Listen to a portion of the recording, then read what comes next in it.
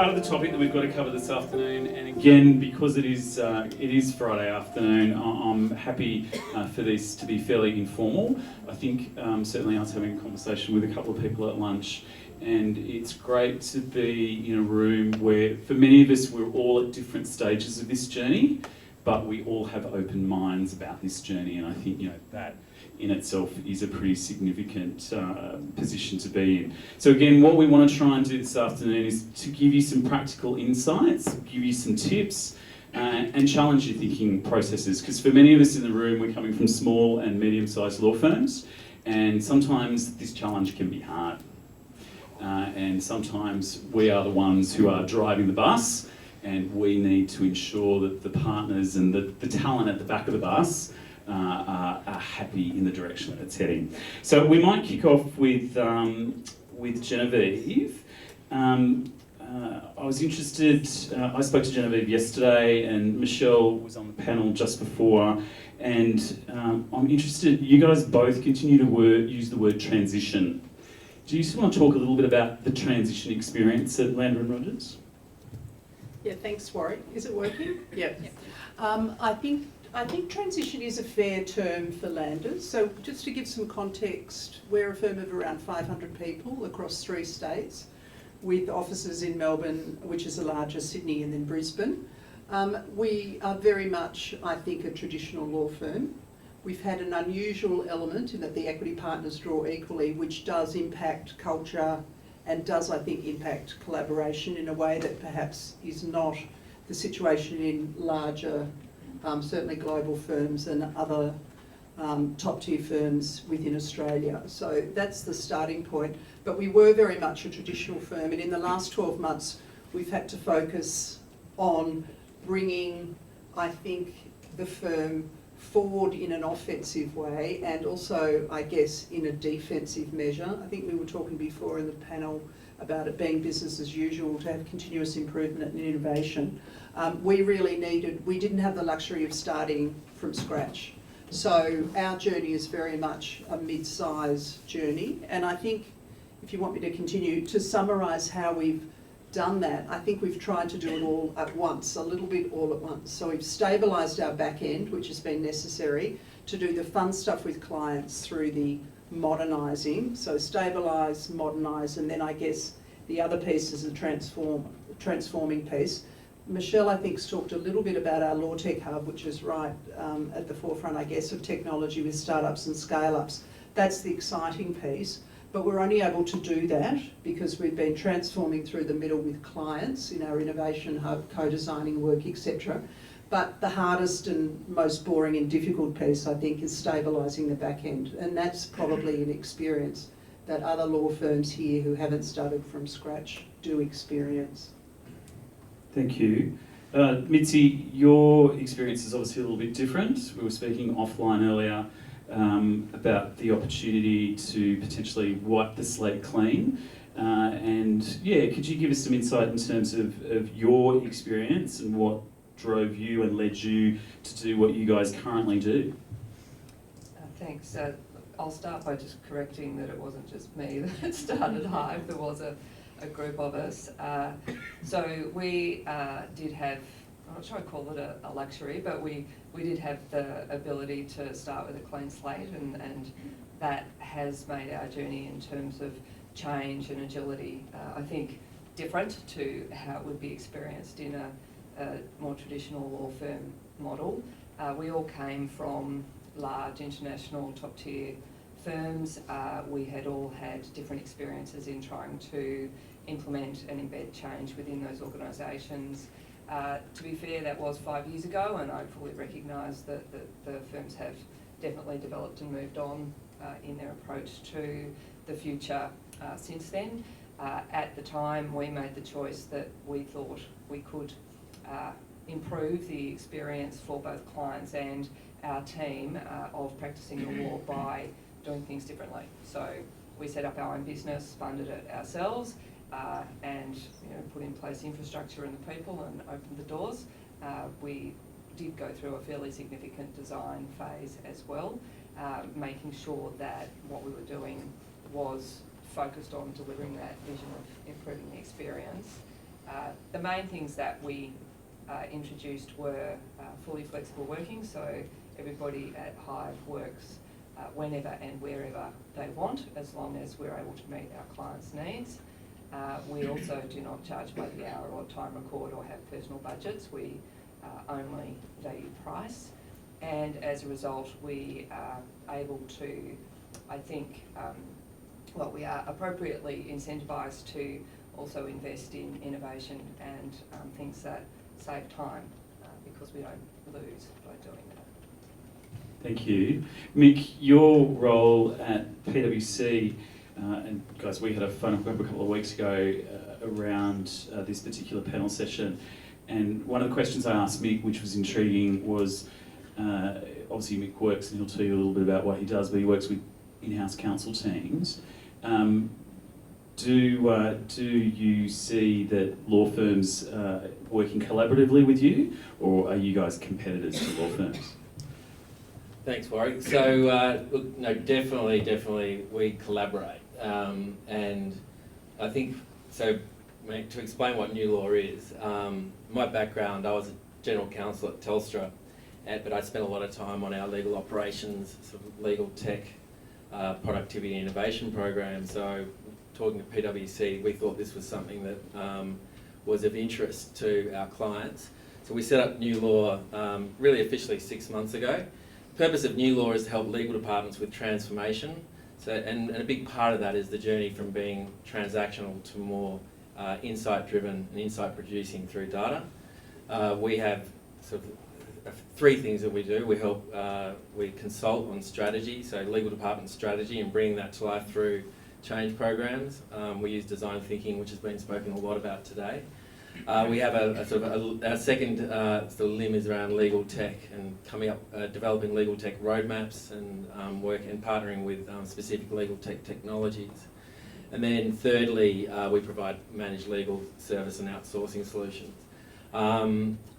Importantly, we also have a premium legal or law firm that we're building at PwC that are competing against law firms, but I don't sit with the legal or the law firm within PwC. I'm separate. I sit in a transformation area. I collaborate with them, but I also collaborate with other law firms as well.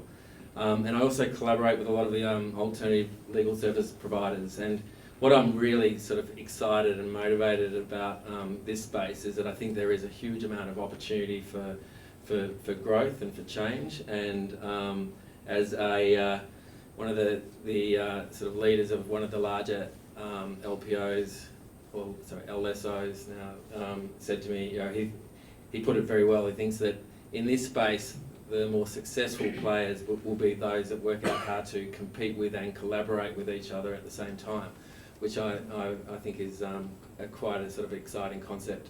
So the short answer, I'm a collaborator, not a competitor with law firms, and but very excited about the opportunity for change in legal departments. Thanks, Mick. Marcus, my perception of your firm, you kind of sit half new firm, half traditional firm. Yeah, how would you respond to that, and how have you embedded that culture of ongoing change and innovation? Yeah, yeah, that's probably true. In reality, we're a hybrid. I certainly was looking at the partnership model and trying to certainly and trends globally in terms of innovation in business structures, and my thing has always been about the connection of independent expertise and doing that effectively, and our byline is power and collaboration, to build a really collaborative system, because I felt the dysfunction in the partnership model. But then I'm internally conflicted because I also value what it is to be from that environment and the training and learning that it taught me as a lawyer. And I know that there are certain practice areas that require that structure of a law firm. So when I was trying to decide what to do, I kind of decided on a hub and spoke model. So we have a central law firm, which employs partners or directors, I guess, and mainly it employs the senior associates and the juniors to support the network. So it is really about the membership of the group principals on this contractor network. And the difference with us is it's an embedded contractor network, I call it, which is a very dry, lawyerish term. I don't know how to describe it because we're not a chambers practice as people think we are. It's not separate ILPs with separate insurance. It's one practice management with one insurance that covers everything. And the reason I did that was to make it more collaborative. And I think that's absolutely the key. If you want to move forward and achieve things and do a really good job, you've got to get people on the same team.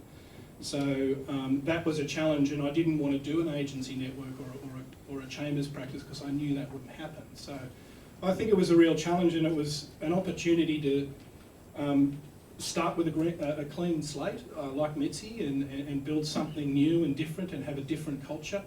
And I guess I just had the opportunity to do that where I guess traditional law firms don't. And I wouldn't even say it's necessarily better than a traditional law firm, it's just a different structure so I could be as effective and compete effectively with them.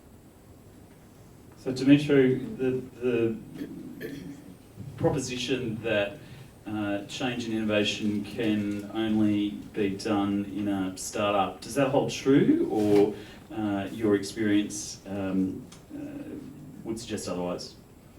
I think I think it's otherwise. I am fortunate in that I did start with a completely clean slate. So, I kind of finished up my last role and decided that, I would take everything that I didn't like about a traditional law firm and build it into a business that I wanted to work in. It was never a business built to scale. It was never a business certain to where we are now. But I think there are certain individuals in those firms who can still drive that change and innovation. But a lot of the friction that we see within traditional law firms is very much that.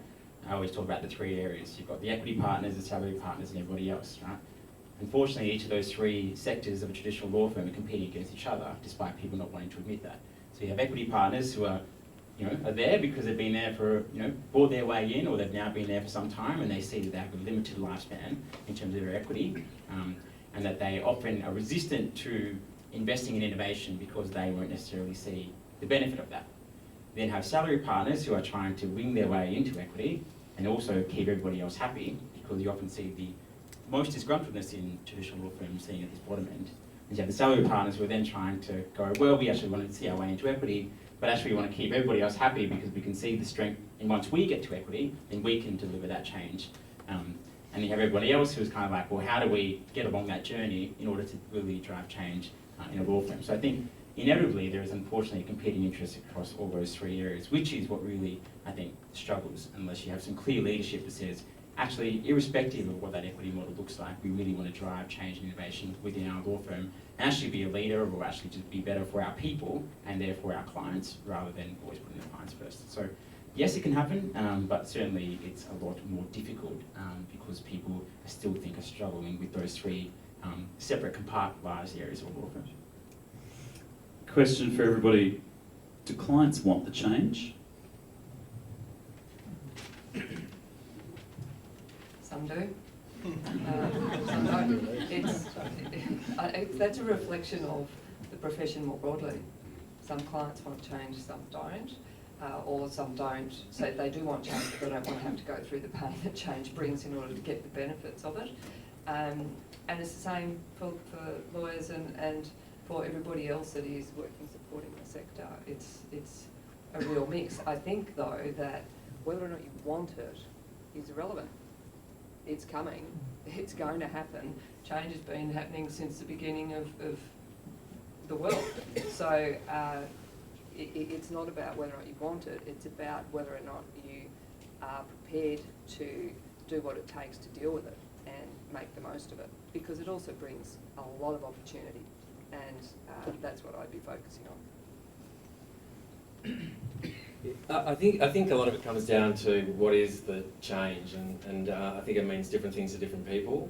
We're probably all familiar with Richard Susskind's drill story, which I'm told he actually wasn't his. He might have ripped it off, but anyway. And those that don't know it, it's the drill executives are being asked to describe their drill, and what is it that we sell? Is it is it the speed or the torque or whatever? And the executive shows a picture of a hole in the wall, and he says, that's what we sell. And that, whilst that's a really powerful story, I think that not only do our clients know what the hole in the wall is for legal, I think that between ourselves we'd all have very different descriptions of what the hole in the wall is. And so I think actually that's the opportunity for us to actually redefine what legal is going to be in the future and help our clients understand what the potential of legal can be.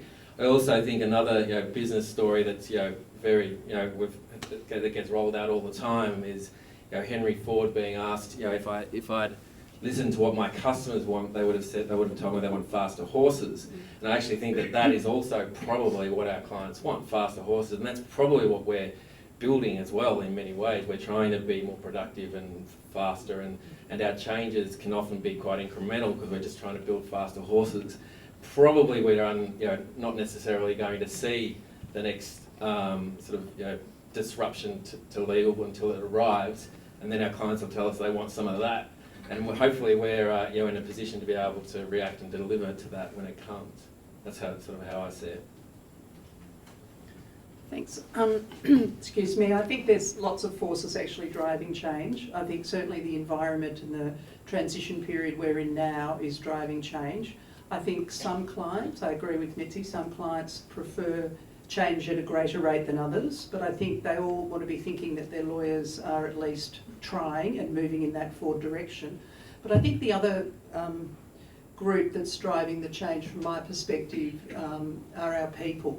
So I think I worked out in about 3 years, 70% of our workforce will be millennials or post-millennials. And for them, it's not a transition phase. And I look around here and actually some of you are already there. Oh, okay, try this one, give that one back.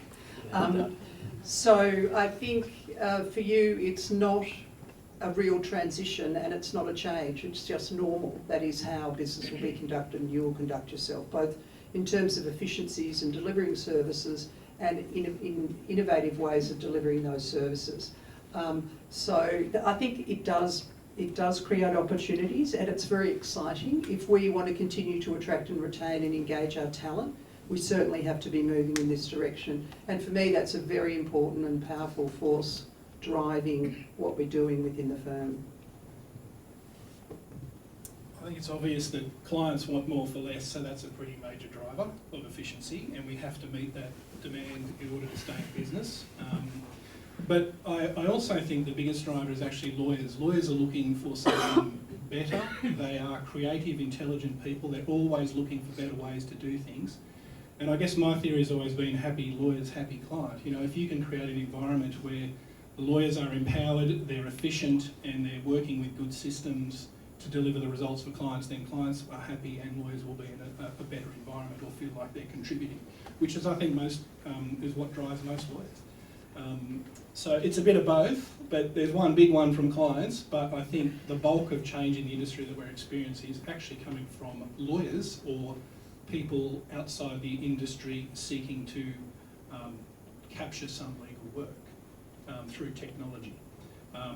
So it's an interesting time to be in. I would just add that I agree. I think it's a people first and then a clients second. So I always say Law Square was built out of my frustrations as being a lawyer rather than from a client perspective. And so definitely it's about how do you keep your people happy, which then inevitably will keep your clients happy. There's 3 things that kind of people always say that they don't like about lawyers: about communicators are expensive and they're inefficient. Why is it that we as a profession and us as lawyers have to go, well, why are we okay with that? And even if it's not true, why is there a perception that lawyers are those 3 things? And so really, change to me is about fixing those 3 things. And however else you want to colour it up with technology and all those things, but if we can really fix those 3 fundamental things that the general public believe about what the profession is, or unfortunately has been in the past, then I think we're really on our way just to driving that change. It's really simple. Genevieve, question for you. In terms of the transition journey for landers, have there been people that have not been engaged in the change, and what do you do with those people? Because we have none of them in our firms at all. No. Obviously none of them are here. I think, look, I feel actually quite fortunate. Michelle very kindly indicated that I was given this role. I'm an insurance litigator, so I wasn't given the role as CP because I'm an insurance litigator in a corporate firm. I was given the role because I'm interested and I can see the benefit. I still can't turn on the Foxtel and Apple thing at home though. Like, kids have to do that. But I can see the power of it. and I'm very passionate about it. So I think with people who, the first thing we did, the first thing I think, someone mentioned it before, you need traction.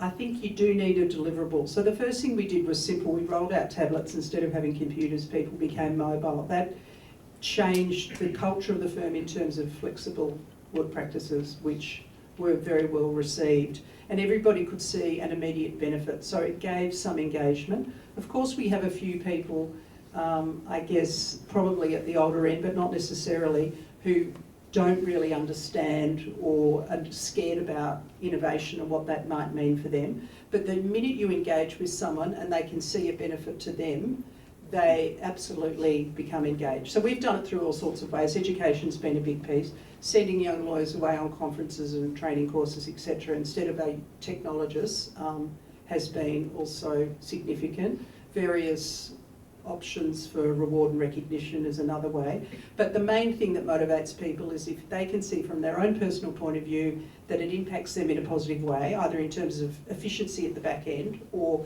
pleasing a client, they're on board. So guys, just a couple of things for the audience to take home this afternoon. If you can give us 2 examples. First example, one of the simplest things that you guys have been able to achieve in the last 12 months that's had significant impact in your firms, or in your case, in general counsel teams, and potentially one of the more challenging projects that may have come to fruition that's taken a while to get there, and just a bit of a backstory about that. So one really practical example, and potentially one larger, more strategic type example. And we'll start with Marcus. And I told him it was going to be easy this time. Listen to the question. What's the first one? So one simple thing that you guys have achieved in the last 12 months? Nothing simple. Everything's complicated. Look, I think just in terms of embedding the practice management system into, so we folded in a licensee in South Australia just recently, and that was, that had to transition software. I know it's a simple thing, but just getting them into the system and getting them familiar with everything so that they can actually embed and collaborate effectively with the rest of the firm. One was a simple thing, but a bit of work in it, but something every law firm has to do. The big thing, the big thing we've done in the last 12 months is, we're I guess, building a rather large technology platform called Open Law, which is about document generation and a whole manner of things. Digital asset management, it's a whole end-to-end contractor management system backed by our lawyers, and that's been a massive project and far bigger than I ever anticipated, and I didn't want to go to market just with a contract generation technology, so there's a whole bunch of workflows that sit around that and other features. So that has actually deployed into beta testing, and we're generating documents now. So I was interested in the checkbox thing next door because it's sort of similar to that, but it's a lot broader. So that's been a really hard road, and something that we've all really had to fight to get to the line. And I mean, it's not finished, we're still fighting to get it there. So, but I think in terms of this discussion, the reason that's happening is because I see what's going on in the world, and I think if law firms don't innovate and don't sort of engage with some of these technologies or build it themselves, as a lot of bigger firms are, they are going to fall behind. And for me, it's a little bit about, I feel like I'm in a fight for the legal industry, a fight, that from within the profession. If there's going to be this change, I feel like we should contribute to it from within the profession. So I guess that has been a big thing. It's still ongoing, but certainly getting it to the stage where we can actually do something with it is pretty exciting.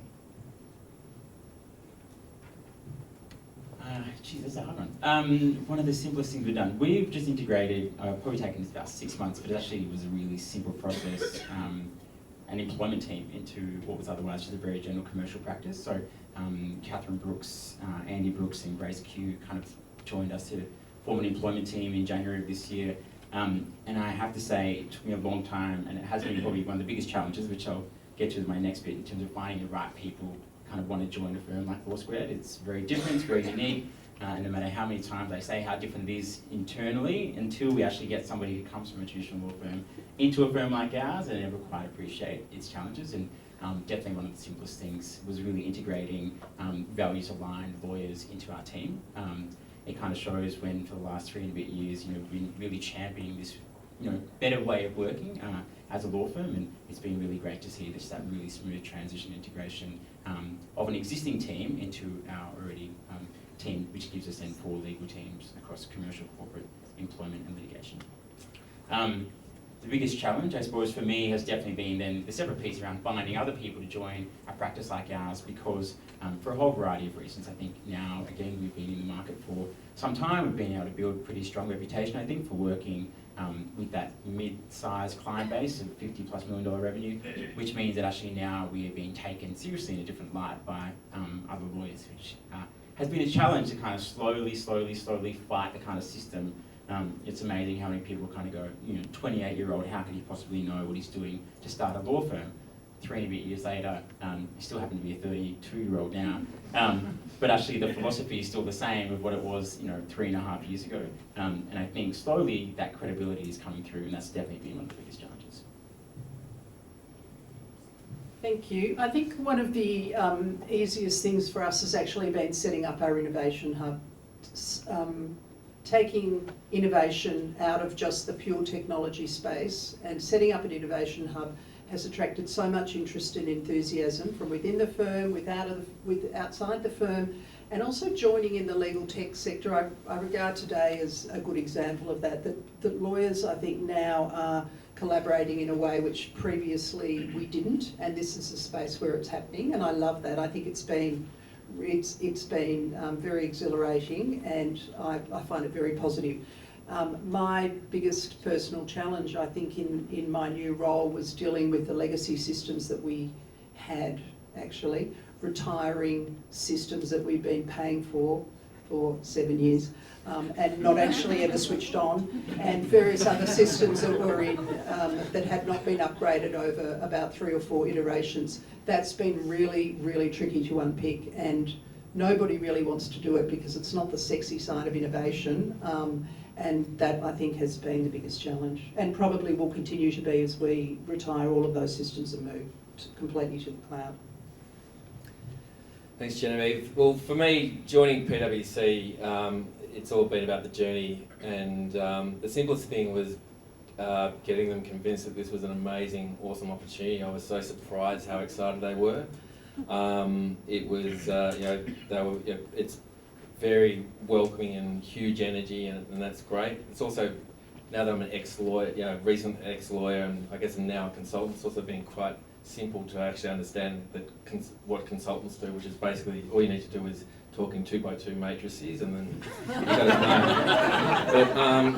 But other than the more complex thing, though, or the hardest thing, is that notwithstanding they recognise this amazing global opportunity that the Big Four have in this space, their ability to coordinate across the network of partnerships all across the world, with all of their sort of short-term goals and their inability to, the way in which they struggle with the audit relationships and the ability to think about investing for the long term. I mean, I'm super excited about the opportunity and the potential, but I can tell that this is going to take up a lot of my time trying to navigate that complexity. I think if the Big Four do get it right, it's going to be pretty exciting for this industry. And actually, on that point, I think one of the other things that's really interesting for our industry is what's going to happen in the States there. And I think that in the US, the Big Four are starting to look at legal departments, and the US have always had a no-go zone in legal because for regulatory reasons, and I think they're starting to see that there's a lot of stuff going on in legal departments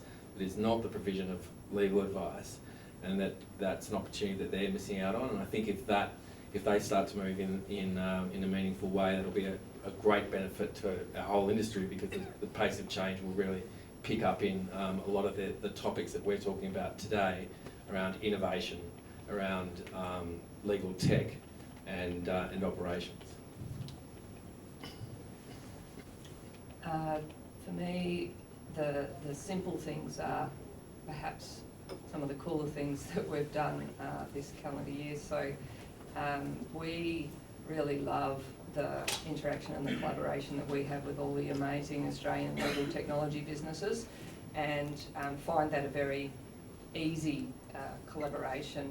And we have a slightly different approach, and maybe it's because we're smaller, but when we see these things, we look at them and think, well, how might we adapt the way that we do things to make the most of this and to do something cool with it for ourselves or for our clients. And you know, we work with Joseph, we work with Contract Pro, we work with a number of the tech businesses exactly that way, and that it's easy.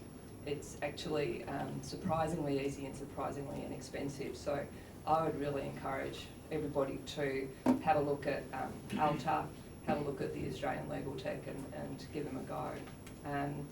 The other thing that we've found really simple and exciting is the development of our multidisciplinary consulting practice that Mel's driving at Hive with her design thinking offering, and seeing how well that complements our legal service offering and combining that through value pricing into what we're offering to clients. It's really quite exciting and working very well. The thing that I'm finding hard and that we're working on hard, but is difficult, is working out what the next step for Hive should be. You know, I think everybody in the legal sector needs to be thinking, what is the legal service environment going to look like in 10, 20, 30 years? And where do I want to sit in that? Where does our business actually find a place in that future? And then start mapping how we go from now to then. That's hard, that's really hard work, but it's something that we have to be at constantly. Guys, just have a think about any questions from the floor. A couple of key things from a practical point of view that we've done at Coleman Greig. It's amazing what, if people are on Office 365, it's just amazing what Office 365 can provide. It's all free, it's all there. There's so much that firms don't utilise. Again, encourage you to go back and have a look at Office 365. Second one for us is, this is really, really simple, and we hadn't used it up until about 12 months ago, the ability to create precedents in Outlook and Exchange. And I know that sounds really simple, but the amount of conversations I've had with people around that, and they go, really? Can you do that? And I go, yep, you should get your head around it. So I think we've got over like 60 precedents now sitting in email, and that just gets added to on a weekly basis.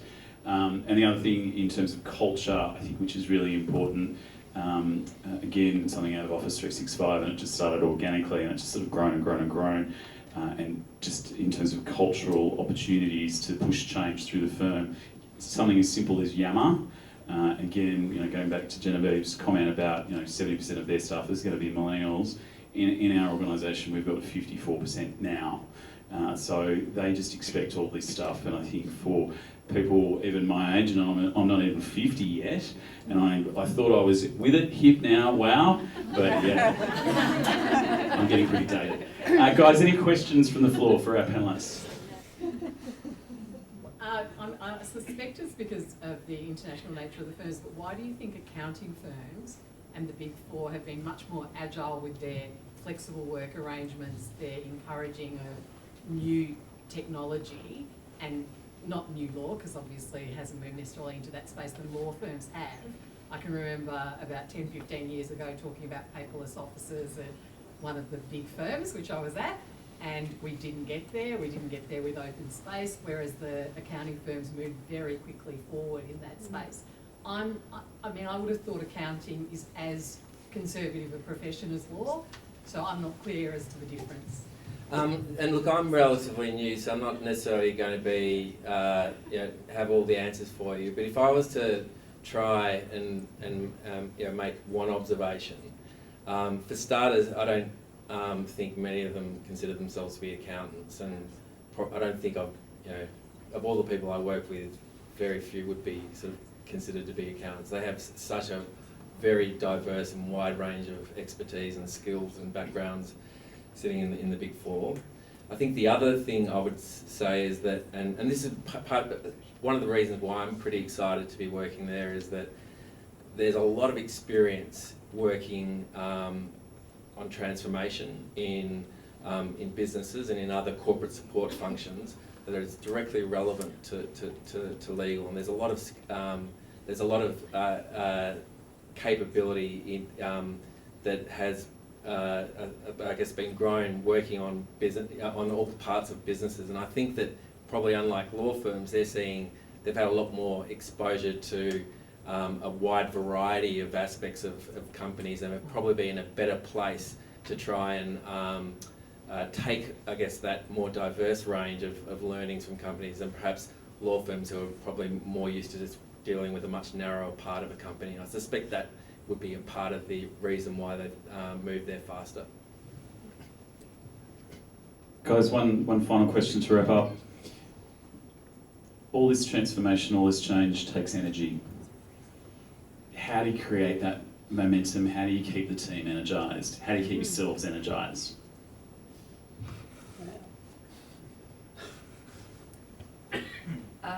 I think everybody waxes and wanes, obviously. I get energised by coming to things like this, definitely, and by interacting with other people that are doing cool things. As I said previously, that's really inspiring, and we give our team as much opportunity as possible to do that as well. I think our work environment helps in terms of maintaining energy, because everybody is working fully flexibly. That reduces some of the stresses and strains that you might otherwise experience. But you know, it's not always easy, but I think those things help. I actually think the nature of this work actually is in some ways easier, in that it's more exciting, because if you're thinking about change, you're being forced to exercise your creativity, and even more importantly, it seems to attract a lot of people with high energy, and particularly younger people who have got lots of great ideas and more energy than us older folk to throw at things. And I've always been, you know, pretty excited and inspired by just how much discretionary effort gets brought to work by younger people who feel now unlocked and empowered to work on projects. And I think that when you can start to do that, it makes your life and your job so much easier and more effective. And to me, that's part of actually the real key of actually running an effective innovation program. I think what keeps me energised, Warrick, is the enthusiasm that people do bring to this whole area, and the opportunities out there. I think it's a real chance in law that's unusual. We've been traditional for a long time, and then all of a sudden we've got opportunities, real opportunities, not just Vaporware. pie in the sky, opportunities that can inspire, and when people start seeing results, they get very excited, and that certainly keeps me going. I'm pretty passionate, and some might say vocal, about driving change in the legal profession, so that definitely keeps me motivated. And I think what helps with that in terms of just seeing our team satisfaction, our team grow because people believing in our model, but then the follow-on from that is actually clients coming on board. So clients that 3-4 years ago you never wish, only wish that you would have worked with them, and now we have that opportunity, and seeing them be so kind of like, like this is easy, this is what it should be like. That's definitely what drives me. Client satisfaction, but as a result of our lawyers being happy about what they're doing, definitely keeps me going. I think it's an interesting question, because there's a lot of, I think, information overload, or there's a technology fatigue or innovation fatigue going on as well. And so how do you keep motivated in all of that? The way I do it is to be really focused on what I think works in the business and works for clients. And I think the exciting thing for me, and I think for all of us, is we do now get to build the future of law. What does a law firm look like in 10 years? We get to choose that, and we should. We're in the industry. So I think I'm excited, or what keeps me motivated is thinking about that, and kind of getting past all the smoke screen and the faff, and working out what's the good stuff. Because there is good stuff out there. There's some good stuff here today. And so, and what Mitzi said, Alta, there's some great Australian-based technology, and work out for yourselves what works in your law firm. Some works really well in small law firms. There's a lot of technology you can embed in your law firm, like Checkbox. Law firms can build it for themselves if they want to, or they can just leverage off existing systems. But I think in the future we do need to become use and leverage off technology effectively. So it's just good to get your head around it and try and look through the smoke screen. So that's what keeps me going. The future of law, we get to build it. Mate, great way to end the session. Ladies and gentlemen, please thank our panel this afternoon.